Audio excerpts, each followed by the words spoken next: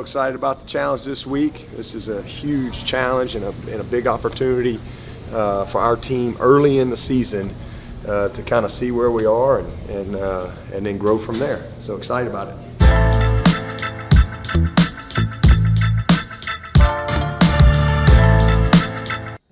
Hi, Mom. Welcome back to the Castle. This is year 124 of Clemson football, but it's our first full year of Castle Recovery. This is the Clemson Applied Science Lab, and we're going to go through some new toys that we've brought in to help our guys operate at their optimal level. One of the things that we've been using is infrared light, used to stimulate tissue repair at the cellular level. We're using light as an antioxidant, trying to reduce muscle soreness and improve performance across a lot of different domains in the weight room and on the field. This is something that's being used to hit both the front and the back of the body. It's using 4 different wavelengths of light, all penetrating different depths of tissue, trying to improve and aid in cellular respiration. So we also use infrared light to try and warm the body from the inside out. It'll vibrate water molecules within the soft tissue in an effort, again, to make our guys feel looser, stimulate blood flow, put them in an optimal state for massage tools. Our massage chairs, our Normatec sleeves, our massage guns, all things being used to try and make guys feel a little bit better and make a difficult game easier to play.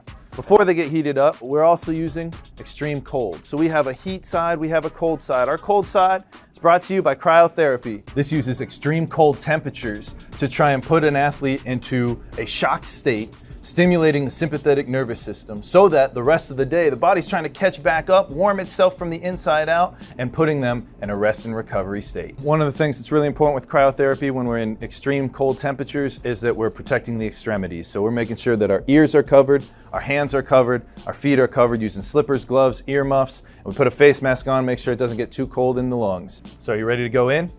All right, here we go. Make sure we got all the safety features. We got the earmuffs, the face mask, the gloves, the slippers. We're all ready to go in 3, 2, 1.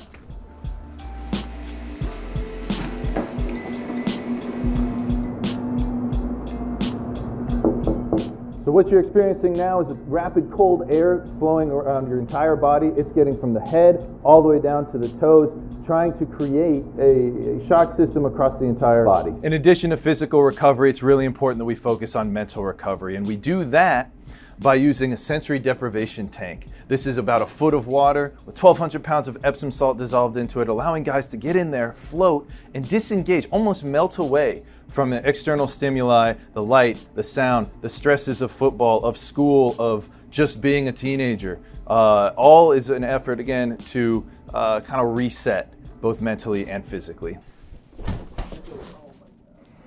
Was that what you were looking for?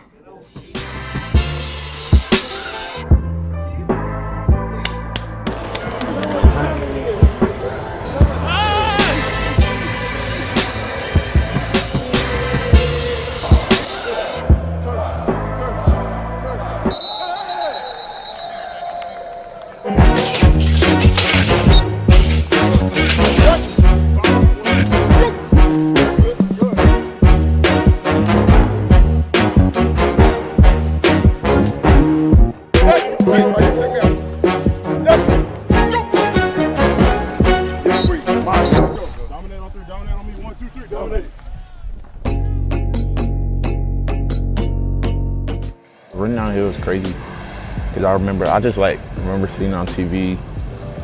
Now it's like crazy because I was doing it. Them good fans, good fan base. I feel like this is the best part of college game day, is just going and hyping up the student section. You know, I never run over there, and I should start doing that. This looks really, really fun and hype. We always kind of huddle up and do a little prayer before as an offensive line, as a unit. You always kind of glimpse up and see them run into the end zone, just seeing how the fans and how the student section reacts. I mean, there's no better feeling than know that, hey, we're about to kick off in Death Valley. The stadium's rocking, everybody's hype, we're hype. Man, we really do have the best fans in the country, like, no joke. It just sets the tone for the whole game. Honestly, it's just electric. The place is wild, and you feed off it so much. At first, I didn't think it was going to be that good of a play, just from, I wasn't in at this point, but just watching, and they seen a guy that was right in his face. Nobody's catching Travis, so. Jackson had an insane block which sprung Travis, and Travis doing what Travis does, just turning the speed on, just leaving everybody. It's just fun watching fast people run. The longest run that has ever happened in Death Valley. So just being able to experience that and see the joy on everyone's face. Like even Matt was just busting it as hard as he can to get to the end zone and celebrate. And that's just something that you love to see. And all the skill players, Travis and everybody was just celebrating with everybody. So you just love to see that. 3rd and 1, Chad coming up big time. That's a really good play by him. Man, just do anything you can to not let him get a yard, and then it just opened up perfectly for him. And I got the best view in the house. It was right in front of me. And the best thing when you get to celebrate with one of your best friends, it's really cool.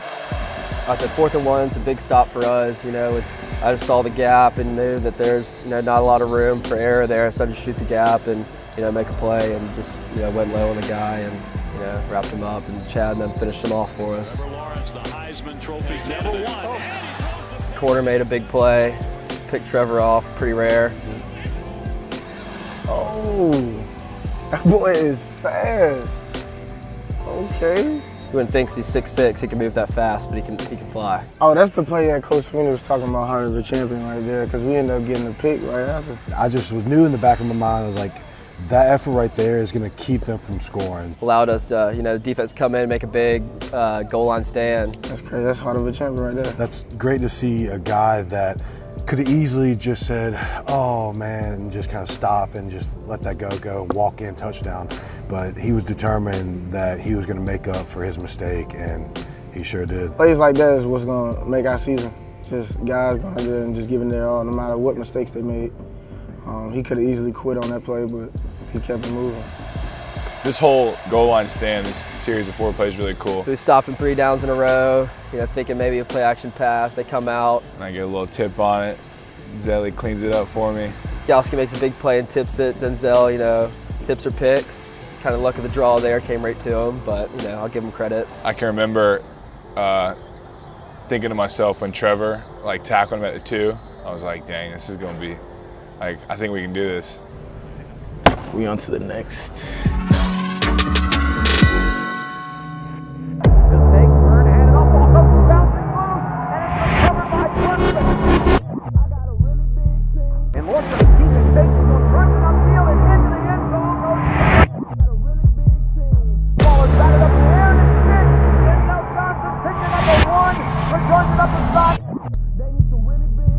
Down the number 10 and the 20 and the 10. He's at the 5. They need some really nice 5. So the next 20, 15, 10, 5. Better be coming with